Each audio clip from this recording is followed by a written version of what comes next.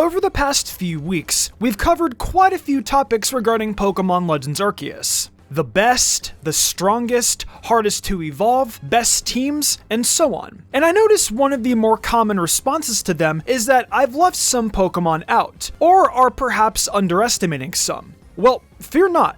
I hear you and I understand. In fact, as I was putting together a lot of these lists, I also felt like I was missing a chance to talk about certain Pokemon in a particular way, because they just didn't fit with the lists I was putting together. This leads us to today's subject. Who are the 10 most underrated Pokemon in Legends Arceus? A lot of factors are at play for this list here. The most important is that they can all be pretty useful in a playthrough of the game, but are totally overlooked or are barely ever used by the player base. Sometimes this is because the location of the Pokemon is a bit out of reach at certain points of the game, or that it's just not the hot new Pokemon that people were hyping up before the game's release. Regardless of the reason, these are easy Pokemon to suggest for your next playthrough of the game if you want to switch things up a little bit.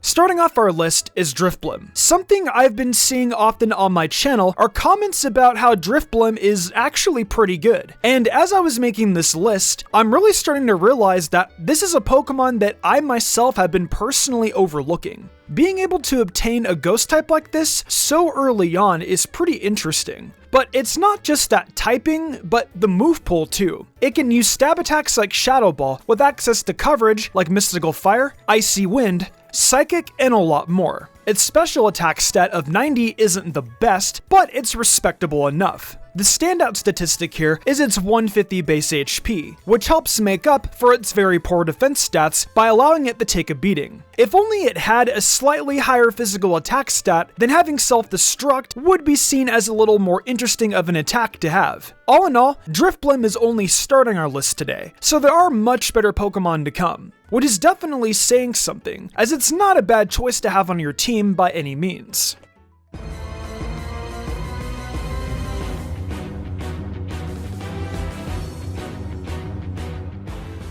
Next up on the list is Rampardos. This is actually a Pokemon that quite a few players will overlook throughout playthroughs in various generations. And it's happening again in Legends Arceus, as it's found only in time-space distortions out in the Coronet Highlands. If you're familiar, then you'll probably know about this crazy stat distribution. Defense and speed stats, horrendously low. Just awful. But that attack stat is absolutely insane. With 165 physical attack, this thing can tear apart mountains if given the chance. You can imagine in a competitive setting, this doesn't matter because of the other poor stats we noted. However, when you're just doing a playthrough of Legends Arceus, you won't have to try too hard to get your chance to attack and take advantage of Rampardos' strengths. Yeah, your Rock Slide will hit real hard and all that, but that Head Smash will do terrifying stab damage, despite it only having 120 base power now. On the plus side, it now only does a quarter recoil damage instead of half, making repeated use far more viable as you tear through any opposing Pokemon. If one of its defense stats or its speed stat were higher, this would definitely be a little higher on the list, but unfortunately for Rampardos, that isn't the case.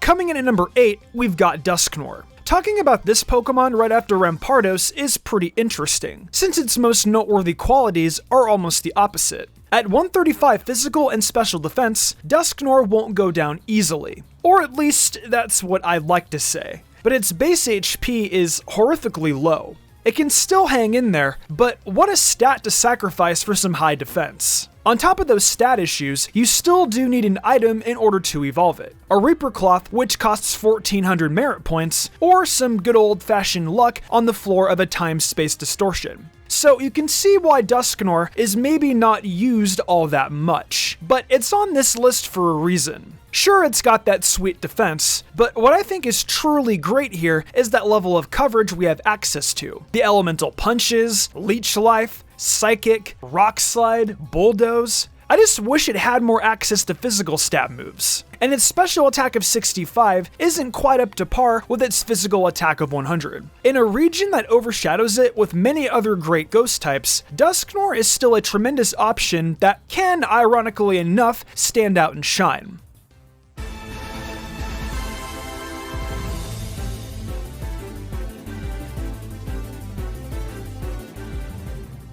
It probably didn't take long for you to realize that Porygon Z had a really strong chance at making this list. And here it is. It's strange to think that its decent at best speed of 90 is the highest so far on this list. Honestly, most of its stats aren't anything too crazy, except for its 135 special attack. That stat, combined with the coverage in its pool, makes Porygon Z incredibly fun to have in your party. You can load it up with special attacks like Thunderbolt and Psychic, also running something stab like Tri-Attack or Hyper Beam. Also, another great thing is that you can catch a Porygon early on in the Crimson Mirelands, but evolving it into Porygon Z will require you to acquire specific items found in the Distortions, or at the cost of merit points. This is probably a big factor that holds players back from wanting to use one, and most people not familiar with this line would probably rather not have to figure out exactly how to trigger evolutions. I even featured Porygon Z on my most difficult Pokemon to evolve video that I did a while back. The hoops you have to jump through are a little annoying and not my favorite, but if you're willing to take on the challenge, Porygon Z is next level fantastic on a team in game.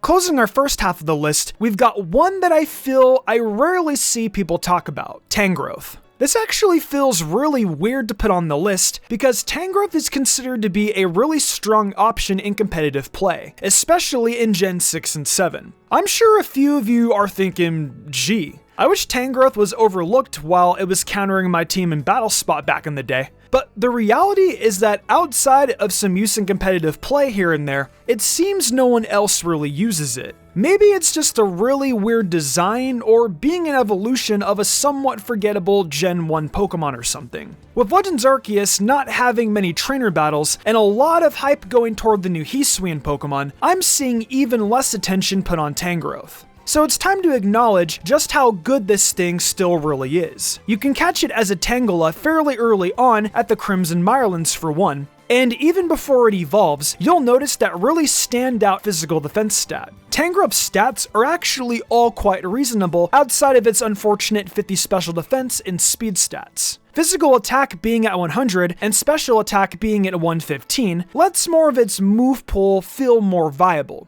And speaking of that move pool, while its coverage isn't as good as the previous Pokemon on the list, it can still cover its bases well enough with Sludge Bomb, Aerial Ace, Energy Ball, and more. Don't sleep on Tangrowth figuratively and literally, because it won't end well for you.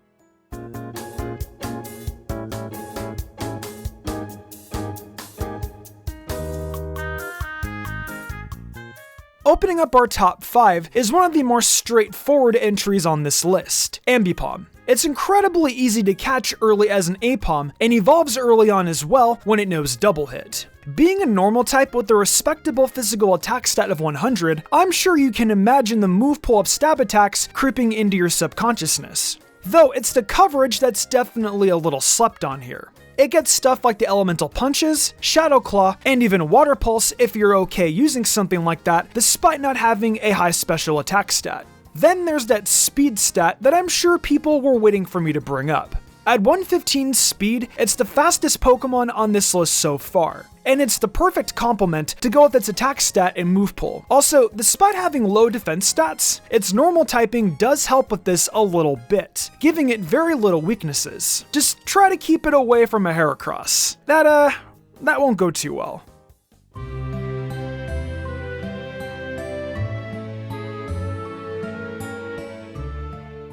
And speaking of fighting types, Machamp takes our next spot. Historically, Machamp has been seen as a really strong Pokemon, especially if you're looking at earlier generations. But more and more you'll notice it's forgotten in favor of other fighting types. with Heracross and other dual types being very popular, for example. This may lead some to believe that Machamp is nothing more than a B+ player, and to think that's a good little spot for it. But we all know it's better than that. The reluctance for using Machamp most definitely came from the fact that it was a trait evolution. But as we know, trait evos are no longer a problem in this game. Machamp has a 130 base attack stat while being able to still take hits decently enough, with its decent enough set of HP and defensive stats. While it's not quite the best at a single category, it still has your bread and butter reliable moveset for a fighting type. Close Combat and Drain Punch are both great options, and it can still cover its bases with the elemental punches for coverage. Just about everything you like about Machamp is still here in Legends Arceus, with the nice addition of it being more accessible to those that don't have friends or an online membership. Shout out to you losers.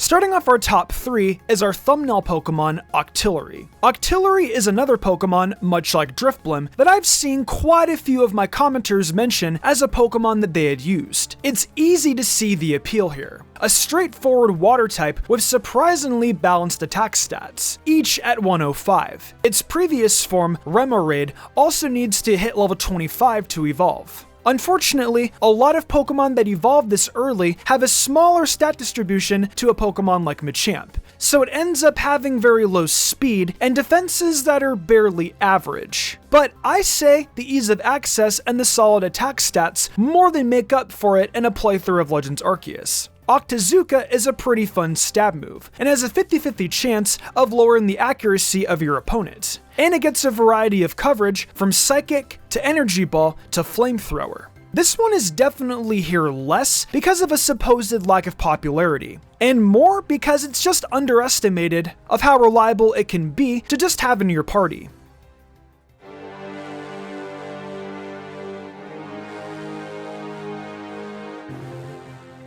And our penultimate spot is Hippadan, and the first thing I need to point out here is that this Pokemon was originally going to make the best team for Legends Arceus, of course losing out to the all-powerful Rhyperior.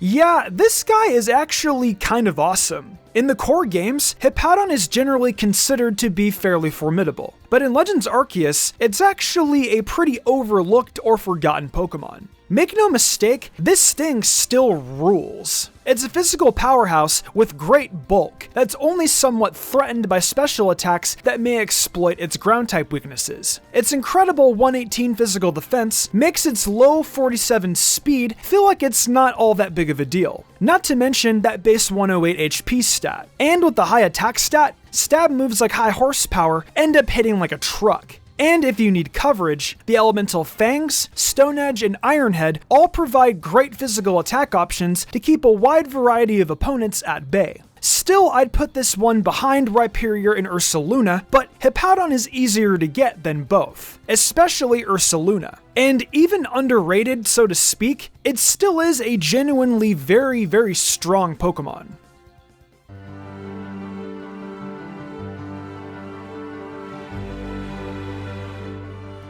Yeah, I was surprised at coming to this conclusion too, but I do think this is the epitome of underrated in Legends Arceus. I can already see the Mr. Mime fans that follow this channel rejoicing at this recognition. This Pokemon is basically available at the start of the game with almost the same lineup of moves available to it as Gardevoir. Getting access to that sort of power so early in the game, even if it's a bit of a budget version, is really good. Even aside from the usual offensive psychic moves, it can even learn Iron Defense at a pretty low level, upping its defense in battle by 2 turns and aiding its rather low physical defense stat. It can't really make up too much for its low HP long term, but the rest of Mr. Mime's stats are actually really solid outside of its near meaningless low physical attack. That 120 special defense will help ward off quick defeats, and its 90 speed is pretty decent for a Pokemon with such an overall low stat distribution. In fact, it's actually a little faster than Gardevoir, and way faster than most Pokemon you'll be encountering in at least the first third of the game. It's absolutely not something to overlook. With a 100 special attack stat, Mr. Mime's moveset will feel ahead of the curve early on, and continue to have slaying power, even if that stat isn't quite as strong as the psychic types you'll have access to later. Geez, I haven't even brought up its coverage yet either. If you were to look up the moves Mr. Mime has available, you'll just see different colors all over the place, from how many different types it can use. The options are almost overwhelming. Basically, not to be redundant, in Legends Arceus, Mr. Mime is underrated.